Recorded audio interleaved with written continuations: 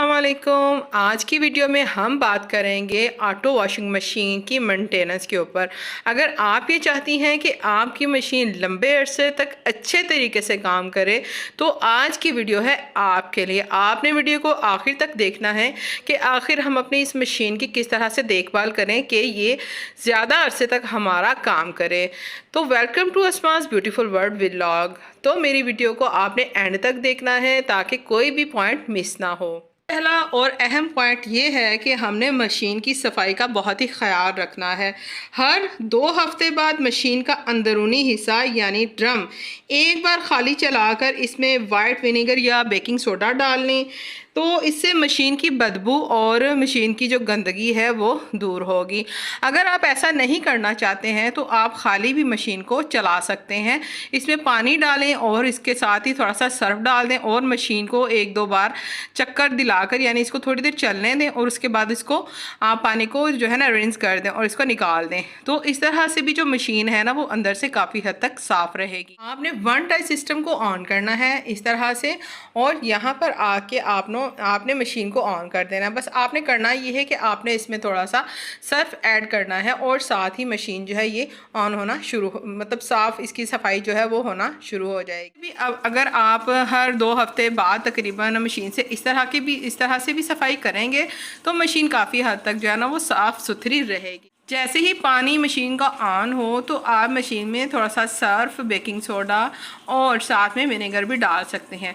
इस तरह से मशीन का जो टब है वो काफ़ी हद तक साफ़ सुथरा रहेगा और ये अच्छे तरीके से काम करेगा। बात करते हैं मशीन के फ़िल्टर्स की तरफ। मशीन के फ़िल्टर्स को हर 2 हफ्ते बाद क्लीन कर लेना चाहिए। यहाँ पर मैं आपको दिखाती हूँ कि अगर हम इनको साफ़ नहीं करेंगे, इनकी मेंटेनेंस का ख्याल नहीं रखेंगे तो इनका हाल ये होगा जो मैं आपको भी दिखाने लगी हूँ। ये इस तरह से हर 2 हफ्ते बाद या फिर हर वॉश के बाद, हर वॉश साइकिल के बाद भी अगर हम इस तरह से फ़िल्टर्स को साफ़ कर लेंगे तो ये काफ़ी हद तक साफ़ रहेंगे। आपने ये जगह जो है ना इसकी सफाई पर भी जो है ना ख़ास ध्यान देना है।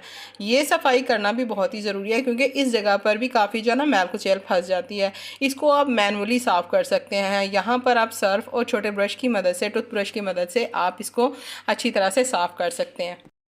इनके फ़िल्टर्स की जो बैक वाली जगह है उसकी सफाई के लिए आप इस तरह से पानी में थोड़ा सा सर्फ ऐड करें इस तरह से और इसको ऐसे मिक्स करें। अब आपने करना यह है कि ये जो पानी है आपने ना इसको यहाँ पर गिराना है।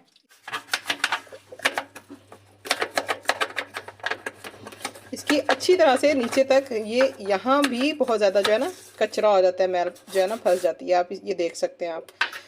तो इसकी आपने क्लीनिंग का बहुत ज़्यादा ध्यान रखना है। अगर ये ब्लॉक हो जाएगी तो इस तरह से जो सारी गंदगी यहाँ पर जमा होती है ना वो सारी पाइप्स में जाकर फंस जाती है जिसकी वजह से पाइप बंद हो जाते हैं।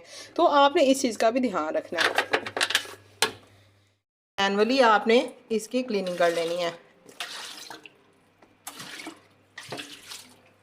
इस पानी को निकालने के लिए आपने मशीन का सबसे पहले ढक्कन बंद करना है, उसके बाद आपने इसको करना है पावर ऑन और फिर यहाँ से अपने स्पिन का ऑप्शन सिर्फ ऑन करना है और आपने इसको कर देना है स्टार्ट।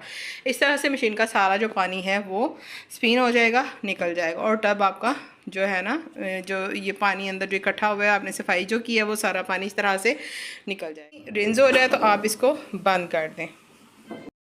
करते हैं पॉइंट नंबर 3 पर। पॉइंट नंबर 3 बहुत ही ज़रूरी है, आपने इसको ध्यान से सुनना है। मशीन के पानी के जो पाइप्स होते हैं इनको वक्तन फ़वक्तन आपको चेक करना चाहिए। कहीं ऐसा ना हो कि कोई पाइप लीक हो और आपको पता ही ना हो।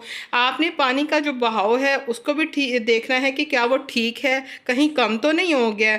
तो अगर पाइप पर ज़्यादा कैल्शियम या जंग ये जो लग जाए ना तो इसकी वजह से आपने करना ये है कि पाइप्स को आपने चेंज कर देना है। यहाँ पर ये चीज़ अक्सर देखने में आती है कि जो जहाँ पर मशीन का आपने सिस्टम लगाया हुआ है पानी का, वहाँ पर ये होता है कि जंग लगने की वजह से टूटी ख़राब हो जाती है और पानी थोड़ा थोड़ा जो है ना लीक होता रहता है। तो आपने इस चीज़ का भी ध्यान रखता है। कैल्शियम या फिर जंग लग जाता है जिसकी वजह से लोहा जो है ना टूटी वगैरह का वो ख़राब हो जाता है। तो आपने इस चीज़ का भी ध्यान, अगर ऐसा हो तो आपने फ़ौरन इसको चेंज कर देना है।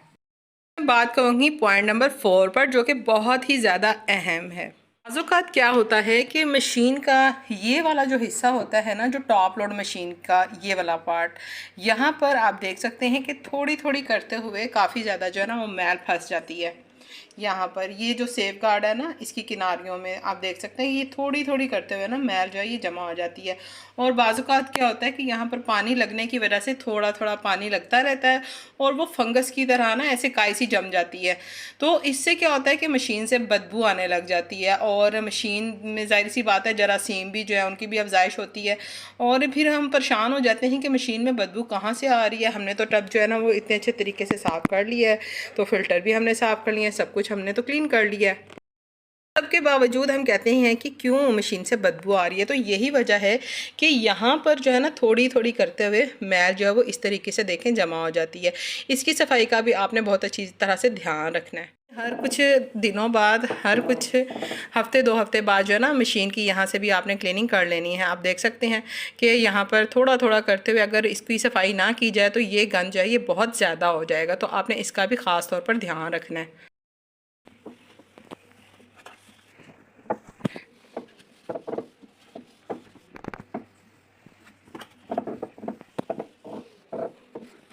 से ये जो इनलेट है सर्फ डालने वाली जगह, इसकी भी सफाई का आपने ख्याल रखना है कि यहाँ पर भी फंगस वगैरह तो नहीं कहीं जम। इसका ध्यान रखना है कि जब भी आपने मशीनें जब कपड़े आप धोती हैं ताज़े ताज़े, तो उसके बाद आपने करना ये है कि जो मशीन का ढक्कन है उसको इस तरह से बंद नहीं कर देना, बल्कि आपने मशीन के ढक्कन को कुछ देर के लिए खुला छोड़ देना है। लेकिन आपने ध्यान रखना है कि बच्चे या कोई भी इस ढक्कन को मतलब इस तरह से पुश ना करे, कुछ छेड़े ना, आपने इस चीज़ का भी ध्यान रखना है। तो इससे ये होगा कि जो मशीन की जो स्मेल होती है ना, अगर बंद रहेगी तो वो इकट्ठी हो जाएगी, कपड़ों की जो एक मखसूस किस्म की स्मेल होती है, तो इस तरह से ये होगा कि स्मेल जो है वो ख़त्म हो जाएगी और मशीन का जो ये टब है ये भी अच्छी तरह से हवा के साइकिल की वजह से ये खुश्क हो जाएगा। तो इस चीज़ का भी आपने ध्यान रखना है कि ये तो टॉप लोड जो मशीन का पॉइंट था ना वो मैंने ऊपर का जो एक्सप्लेन किया है। लेकिन अगर किसी की फ्रंट लोड मशीन है जिसका दरवाज़ा जो है सामने की तरफ होता है, तो उसके आपने रबड़ केसिंग की जो है ना आपने ख़ास सफाई का ध्यान रखना है, क्योंकि आपने इसको नज़रअंदाज नहीं करना, क्योंकि हर वाश के बाद इसे साफ़ और खुश करना ज़रूरी होता है ताकि उसमें फफूंदी ना लगे। तो ये जो है ना बहुत ही ज़रूरी होता है, इस चीज़ को यकीनी बनाएं और इसकी देखभाल ज़रूर करें, क्योंकि जो फ्रंट लोड मशीन का जो ढक्कन होता है ना उसी रबड़ की वजह से जो है ना अच्छी तरह से बंद होता है। उस रबड़ में बाज़ औक़ात बहुत ज़्यादा गंदगी फंस जाती है जो कि बहनों को समझ ही नहीं आता कि बदबू कहाँ से आ रही है। तो उस रबड़ की आपने सफाई का भी बहुत ज़्यादा डीपली ध्यान रखना होता है। अच्छा जी, अब बात करते हैं कि जो मेरा पॉइंट है फिफ्थ, ये 5वां पॉइंट बहुत ही ज़रूरी और बहुत ही अहम है। मेरी जो मशीन है ये है 15 केजी की मशीन। इसका टब आप देख सकते हैं कि कितना बड़ा है।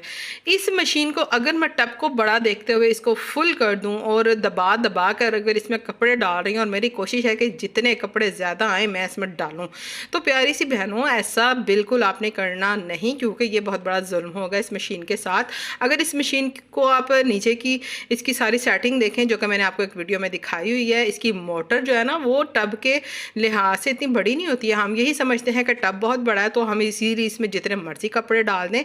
इसके नीचे जो मोटर होती है वो कम से कम तकरीबन ये दो हाथों की भी नहीं होती है। ऐसा मैंने ये 2 गिट अगर हम करें ना तो इतनी भी नहीं होती है, इससे भी छोटी इसकी मोटर होती है। तो आपने इस चीज़ का ध्यान रखना है, क्योंकि अगर हम इसमें कपड़े बहुत ज़्यादा डाल देंगे तो टब पर भी लोड पड़ेगा और जो इसकी मोटर है वो भी ख़राब हो जाएगी। बाज़ मेरी बहनों की कंप्लेन आई है कि हमारा जो ये टब है ये नीचे की तरफ गिर गया है। तो उसकी वजह यही होती है कि ज़ाहिर सी बात है अगर हम इसमें बहुत ज़्यादा वज़न डालेंगे, बहुत ज़्यादा इसमें कपड़े डाल देंगे, तो ज़ाहिर सी बात है मशीन पर लोड बढ़ेगा और मशीन में कोई ना कोई ख़राबी तो होनी है। तो ये एक इलेक्ट्रिक चीज़ है, तो इसकी हमने बेस को समझना है कि ये हमें किस तरह से अच्छा काम करके दे सकती है। तो मैं उम्मीद करती हूँ कि आप इस चीज़ को भी समझें कि अगर हम इसमें कपड़े जो है ना इसकी कैपेसिटी देखें। जब भी हम मशीन लेती हैं तो हमें एक साथ ना बुक मिलती है, उसके ऊपर सारी जो है ना इसकी डिटेल लिखी हुई होती है कि इसमें आपने कितने कपड़े कितने किलोग्राम आपने इसमें कपड़े डालने हैं। तो आपने समझदारी का मुजाहरा करते हुए इसमें कपड़े ज़्यादा नहीं डालने हैं। उम्मीद करती हूँ कि ये पॉइंट भी आपको समझ आ गया होगा। अब मैं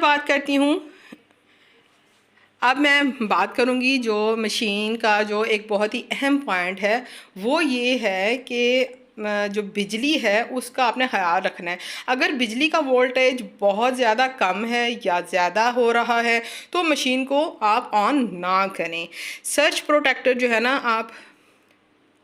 सर्ज प्रोटेक्टर जो होता है ना, आपने उसको इस्तेमाल करना है ताकि मशीन को शॉर्ट सर्किट से बचाया जा सके। ये ऑटो मशीन ज़रूर है, लेकिन इसमें ये सिस्टम नहीं होता है कि अगर बिजली कम आ रही है या ज़्यादा आ रही है तो ये इस चीज़ को कंट्रोल करेगी। आपने इस चीज़ का ध्यान रखना खुद है कि आपकी बिजली कम हो रही है, बार बार ज़्यादा हो रही है, तो इससे मशीन को बहुत ज़्यादा शदीद नुकसान पहुँचने का ख़तरा होता है। मशीन जो है ना वो शॉर्ट सर्किट हो सकती है। तो इसका क्या इलाज करना है वो भी मैंने आपको बता दिया। आपने सर्ज प्रोटेक्टर इस्तेमाल करना है। अगर आप इन छोटी छोटी बातों का ख्याल रखेंगे तो आपकी वॉशिंग मशीन सालों साल चलती रहेगी बग़ैर किसी बड़ी ख़राबी के। तो प्यारी सी बहनों, कैसी लगी आपको मेरी आज की ये मालूमाती वीडियो? कमेंट्स में आपने मुझे अपनी राय ज़रूर देनी है। और अगर आपको मेरी ये वीडियो पसंद आई हो तो वीडियो को लाइक और शेयर करना है, और चैनल को सब्सक्राइब करना तो बिल्कुल भी नहीं भूलना।